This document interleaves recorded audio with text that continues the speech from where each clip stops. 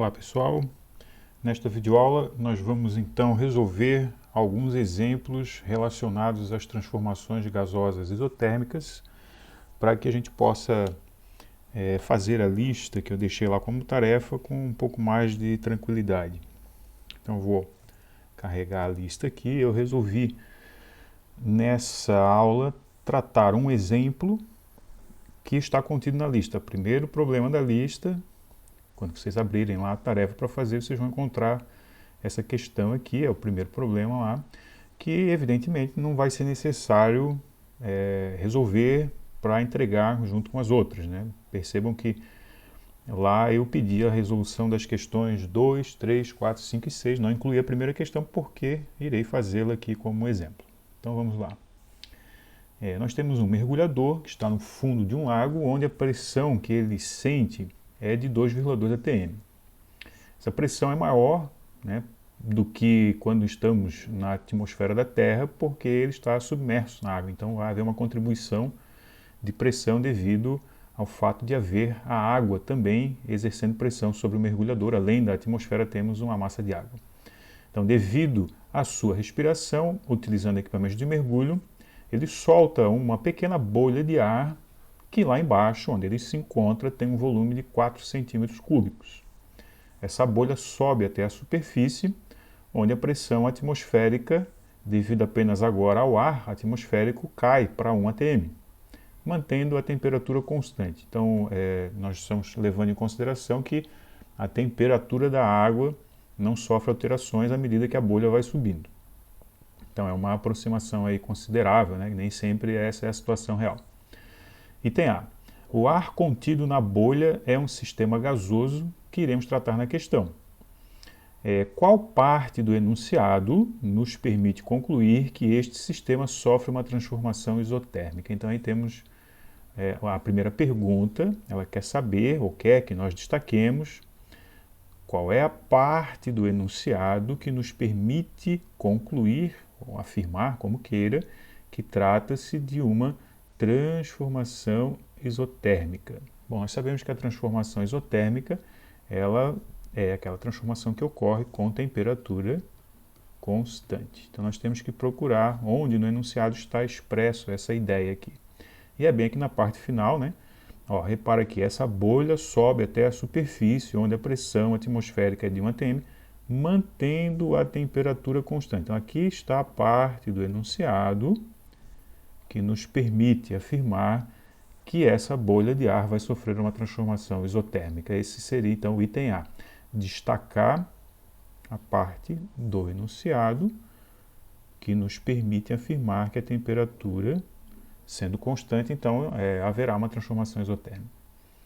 No item B, nós temos aqui que toda transformação implica que o sistema passa de uma situação para outra. Neste caso, a bolha de ar se desloca do fundo de um lago até a superfície.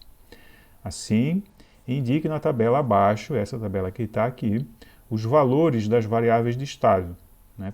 Pressão e volume, antes e depois da transformação, ou seja, os valores da pressão e do volume no fundo do lago, antes da transformação, e os valores da pressão e volume na superfície do lago, ou seja, depois da transformação que a bolha vai sofrer.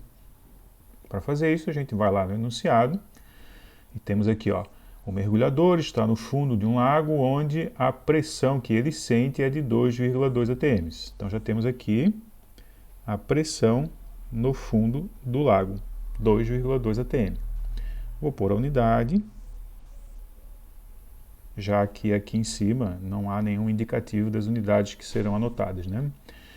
Devido à sua respiração, né, usando equipamentos de mergulho, solta uma pequena bolha e essa bolha tem um volume de 4 centímetros cúbicos. Então, quando a bolha é liberada pelo mergulhador no fundo do lago, ela tem um volume de 4,0 centímetros cúbicos. Pronto. Esses são os dados de pressão e volume antes da transformação, ou seja, no fundo do lago. Essa bolha sobe até a superfície, onde a pressão atmosférica é 1 atm. Então, lá em cima, na superfície, nós temos uma pressão atmosférica de 1 atm. Nota que o enunciado não menciona qual é o volume final, então nós vamos colocar aqui VF, porque não temos o valor. Mas no item C, vamos aplicar a lei de Bolle-Mariotti para encontrar o valor deste volume que a bolha então vai ter ao final da transformação. Então, nós temos aqui a equação que se deriva da lei de Bolle-Mariotti e vamos aplicá-la diretamente. Nós temos aqui que a pressão final vezes o volume final é igual a pressão inicial vezes o volume inicial. Percebe que eu botei invertido, né? A gente pode escrever os valores iniciais primeiro, P inicial vezes V inicial, igual a P final vezes V final, ou podemos inverter a ordem, não há nenhum problema nisso. Por que inverter a ordem? Porque a minha incógnita é o volume final. Então, só por uma questão de comodidade, para ele ficar no lado esquerdo da expressão, eu escrevi dessa maneira. Então, o volume final é 1,0 atm, não vou pôr as unidades aqui na equação. O volume final é uma incógnita, nós não temos o valor. A pressão inicial é a pressão lá no fundo, onde a bolha é liberada pelo mergulhador, 2,2 atms, e o volume inicial é o tamanho que a bolha tem quando ela é liberada, 4 centímetros cúbicos. Percebe que nós não estamos aqui mudando nenhuma unidade, né? A pressão está em atm e o volume está em centímetro cúbico e não há nenhum problema em manter essas unidades. Então aqui multiplicamos volume final vezes 1, que dá o próprio, e aqui nós temos 2,2 vezes 4, que vai dar então 8,8 centímetros cúbicos. E essa será a unidade de volume, porque essa é a unidade de volume que o enunciado está tratando. Daí, se quisermos, nós podemos voltar aqui agora e indicar o valor deste volume, 8,8 centímetros cúbicos. Percebe que a pressão diminuiu e o volume aumentou. Tipicamente, né, o comportamento esperado de um gás numa transformação isotérmica. Bom, o segundo problema que eu quero resolver vai envolver um gráfico de uma transformação isotérmica. Então nós temos aqui um gráfico, a curva, 3 estados destacados, cada pontinho desse é um estado destacado, mas é bom lembrar que essa curva, ela contém infinitos pontinhos, então ela representa infinitos estados isotérmicos que esse sistema que está aqui representado sofreu, ou pode vir a sofrer. Nós temos aqui no eixo vertical a pressão dada em atm, e aqui no eixo horizontal o volume dado em litros. Então nós temos aqui um estado identificado, 2 atms de pressão e 2 litros de volume. Até poderíamos destacar aqui que esse estado tem uma pressão, vou chamar de P1, 2,0 atm, e essa unidade estou tirando daqui, e o volume correspondente, chamado de V1, é 2 litros. Então estou chamando de P1 e V1 aqui esse ponto, estou chamando esse estado de estado 1. Esse aqui é o estado 2 e esse aqui poderia ser o estado 3, né? Ou poderíamos chamar estado A, estado B, estado C, ou estados inicial e final, e aí nós ficamos apenas com a possibilidade de representar 2 estados, né? Mas enfim, essa nomenclatura a gente pode usar como quiser. Então veja, se esse terceiro estado aqui tem uma pressão de meio atm, qual é o volume que o gás, o sistema ocupa nessas condições? Então, se nós quisermos determinar esse volume aqui, note, aqui temos uma pressão P2, que vale 0,5 atm, e um volume V2, que não sabemos. Então, como determinar esse volume aqui? É possível determinar esse volume? Sim. Se isso é uma transformação isotérmica, nós podemos escrever que PI, pressão inicial, vezes VI, volume inicial, é igual a PF, pressão final, vezes VF, volume final.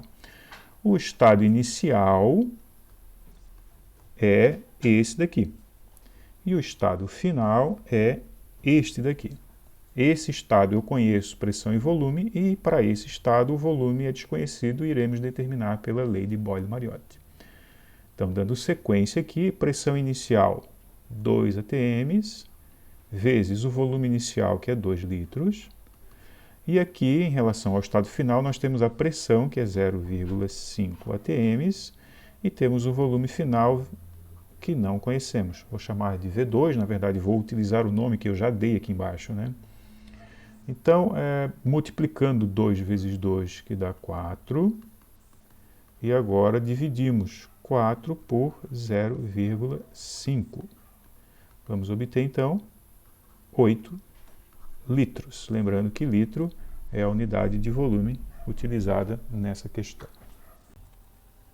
Bom, para evitar alguma confusão causada pela nomenclatura utilizada aqui, pode ser mais interessante chamar aqui a pressão e o volume de P3 e V3, só para ficar consistente com o nome do estado que eu já coloquei aqui.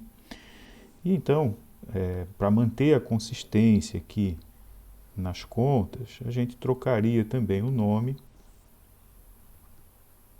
E assim temos, então, toda essa nomenclatura mais consistente. Veja, podemos chamar como quisermos, mas a gente deve evitar chamar um estado ou atribuir a ele um índice 2, por exemplo, e depois usar P2 e V2 para se referir ao estado 3. Isso, com certeza, causaria alguma confusão. Então, é melhor manter essa consistência com os nomes, né? Fica uma coisa mais coerente, mais fácil de a gente também depois ler as contas que está fazendo e entender melhor tudo que a gente vai escrevendo. Com isso, então, encerramos essa parte de exemplos e espero que ajude vocês, então, a resolver a lista de tarefas. Qualquer dúvida, claro, né, entre em contato, como já reforçado sempre lá quando colocamos tarefas e atividades. Até mais.